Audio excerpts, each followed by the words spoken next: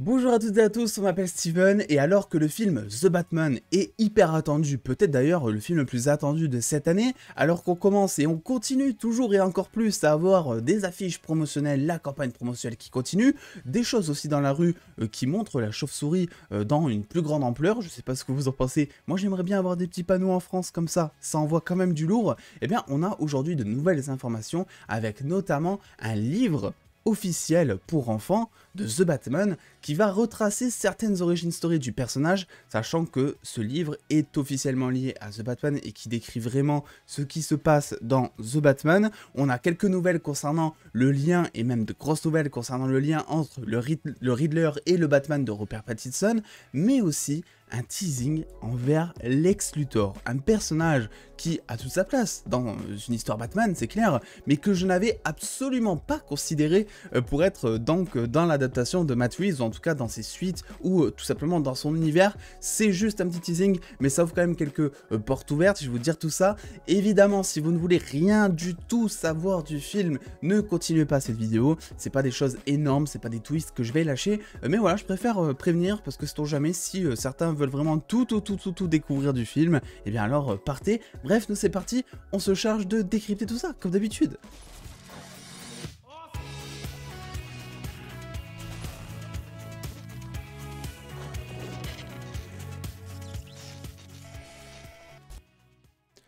On commence peu à peu sur la chaîne à parler de plus en plus de The Batman. Vous le savez, j'en ai parlé déjà il y a quelques mois, je vous en parle de temps en temps quand il y a des news qui tombent. Je vous en ai parlé juste hier au travers notamment d'une certaine vidéo théorie slash grosse news autour du Joker. N'hésitez pas à les checker si ça vous intéresse. Et aujourd'hui, on parle donc d'un autre méchant, le Riddler, avec là des informations qui sont pour le coup beaucoup plus officielles et beaucoup plus sympas, je trouve. Je sais pas ce que vous en pensez. Alors avant, tout simplement, il faut commencer point par point. Vous savez qu'il y a maintenant quelques semaines, je vous ai sorti une vidéo Tout savoir où on reprenait les informations que l'on connaissait du film, mais aussi on théorisait, parce que le film a quand même un certain mystère qui tourne notamment autour du Riddler, et on avait notamment théorisé sur le fait que le Riddler pouvait être un ami d'enfance qu'il avait en gros peut-être rencontré via donc cette photo qui est tirée d'un des trailers de The Batman, d'un des teasers plutôt de The Batman, et on avait théorisé sur le fait que ces photos, en gros, il pourrait s'agir peut-être de quelque chose lié à la fondation Wayne, ou peut-être même un orphelinat, ou peut-être même une école privée, au vu tout simplement des uniformes qu'ils portaient, etc. Figurez-vous que il n'en est rien. Il ne s'agit pas d'un orphelinat, il ne s'agit pas d'une école privée, il s'agit de toute autre chose, parce que oui, comme je vous l'ai dit, on a maintenant une confirmation, notamment grâce à ce petit livre qui s'appelle donc Before the Batman, an original movie novel de Batman Movies. Donc en gros c'est une histoire qui a l'air de se passer avant The Batman, qui décrit les événements avant The Batman, mais qui du coup décrit aussi les événements qui se passent entre le Riddler et le Batman de Robert Pattinson avant que le film ne commence, puisque le film raconte le moment où Bruce Wayne est adulte et où le Riddler est adulte, donc là ça va nous intéresser, et pour le coup oui c'est officiel, c'est un livre qui est directement inspiré du film, et donc on va en décrire tout ça, puisque The Direct a pu mettre la main sur ce petit livre, n'est-ce pas, et nous a décrit notamment le passage qui nous intéresse dans un premier temps sur le Riddler, un passage donc que je vais m'empresser de vous lire, et vous allez évidemment me donner votre avis là-dessus en commentaire. Alors, plus connu d'abord sous le nom d'Edward Ashton, le livre taquine ses débuts aux côtés de Batman au lycée alors qu'il chantait dans la chorale de l'école. Donc autrement dit, c'était tout simplement une chorale, et ce que l'on a ici, c'est un lycée. L'histoire reprend maintenant 7 ans après que les deux aient obtenu leur diplôme d'études secondaires, ce qui veut dire que Bruce Wayne, Robert Pattinson, ça fera 7 ans qu'il sera diplômé au moment où le film commencera, et Ashton a abandonné sa passion musicale pour s'attaquer à davantage de défis basés sur des énigmes. Bon là, rien de très particulier quand on connaît finalement l'histoire du Riddler. L'histoire a révélé que Ashton portait toujours un livre de mots croisés ou d'autres énigmes dans les couloirs avec lui, et qu'il travaillait toujours dessus pendant son temps seul. Ça a d'ailleurs conduit à des moqueries majeures de la part d'autres orphelins qu'il appelait comme des noms tels que Ed Bizarre. Voilà, pas très original. Le futur méchant finit par occuper un poste de livreur de nourriture qui l'emmène dans toute la ville pour rester occupé. Entrant et sortant de l'orphelinat pour travailler tous les jours, il voit également une image de Thomas Wayne aux côtés de sa femme Martha et de leur fille Bruce, ce qui conduit Edward à devenir immensément jaloux du futur de Batman, en tout cas de ce qu'il est devenu. Nashton a fait de son mieux pour économiser suffisamment d'argent pour prendre soin de lui. Pour une carrière, il prévoyait d'étudier la comptabilité légale en raison du fait que, entre guillemets, cela ressemblait à résoudre des énigmes. Cependant, à travers tout cela, il ne pouvait s'empêcher de penser à ce gamin riche et chanceux Bruce Wayne, alors que lui essayait tant bien que mal de tracer sa propre route, son propre chemin. Et avant de passer à Lex Luthor, je voudrais qu'on s'arrête un petit peu sur tout ce que je viens de vous dire. Je trouve cette backstory hyper intéressante,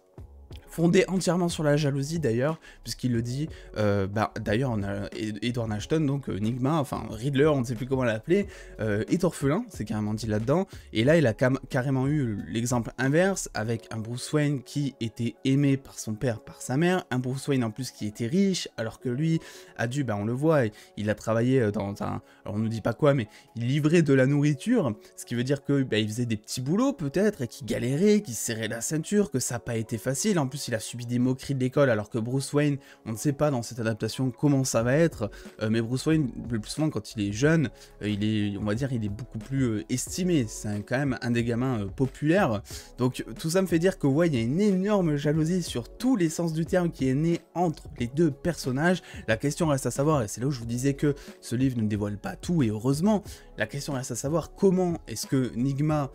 Riddler a découvert l'identité de Batman. Bon, après, il s'agit quand même du Riddler, donc c'est un des mecs les plus malins, les plus perspicaces qui soit, donc il a peut-être découvert comme ça. Mais est-ce qu'il le savait depuis le début? Est-ce qu'il le saura pendant le film? En fait, voilà, moi c'est des choses qui m'interpellent. Est-ce qu'il le sait même? Bref, c'est des choses qui pourraient être intéressantes et j'espère qu'il le saura, vu que tout simplement, on a toute une backstory, on a l'air en tout cas dans la bande-annonce autour tout simplement comment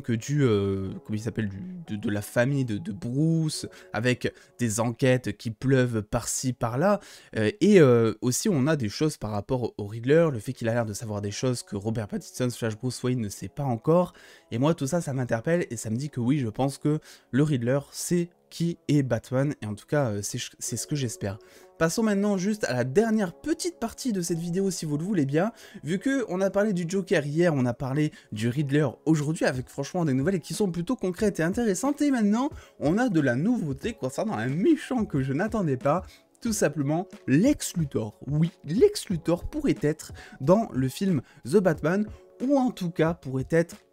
évoqué, on va dire. Je préfère dire évoqué parce que, voilà, je vais vous lire le passage. Le livre présente un personnage nommé Dex qui confirme l'existence de Metropolis et de LexCorp dans l'histoire de The Batman avec la citation suivante, : Mon père et moi avons besoin de nous évader, peut-être Metropolis, j'ai entendu dire que l'équipe de course de LexCorp adaptait de nouvelles technologies.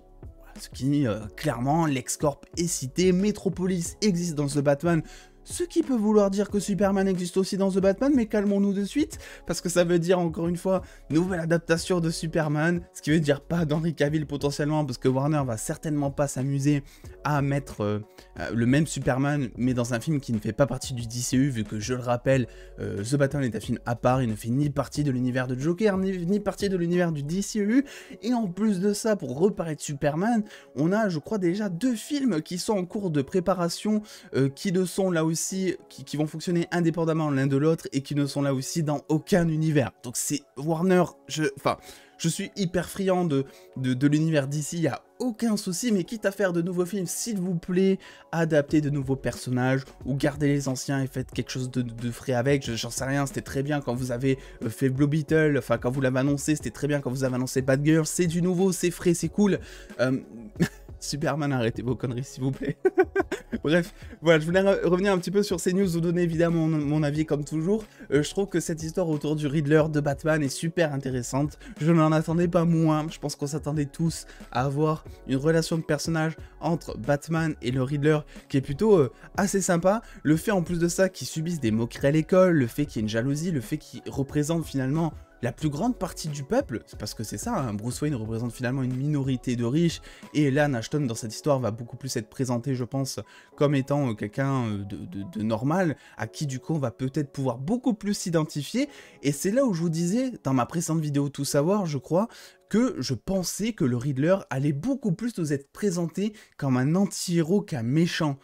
pur et dur, quoi. Dans le sens où on va tellement s'attacher à son personnage que je pense qu'on va comprendre toutes ses ambitions, toutes ses questions, tous ses questionnements, etc. Et que ça va mener finalement à nous attacher au personnage. Et quand on s'attache à un méchant, Heath Ledger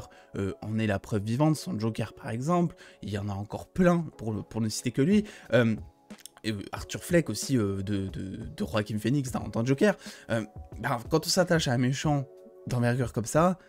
ne peut être que masterclass, donc je suis très hypé par ce personnage, je pense que ça sera mon personnage préféré, pour être honnête. Bref, dites-moi vous un petit peu ce que vous pensez un petit peu de tout ça, comme d'habitude, à lâcher un petit pouce bleu si cette vidéo vous a plu, et à venir me suivre sur les réseaux sociaux. Est-ce que vous attendez énormément The Batman comme le messie de cette année, comme The Film de 2022? Bref, prenez soin de vous les dos, je vous dis à plus tard pour la critique de Boba Fett, des bisous les dos.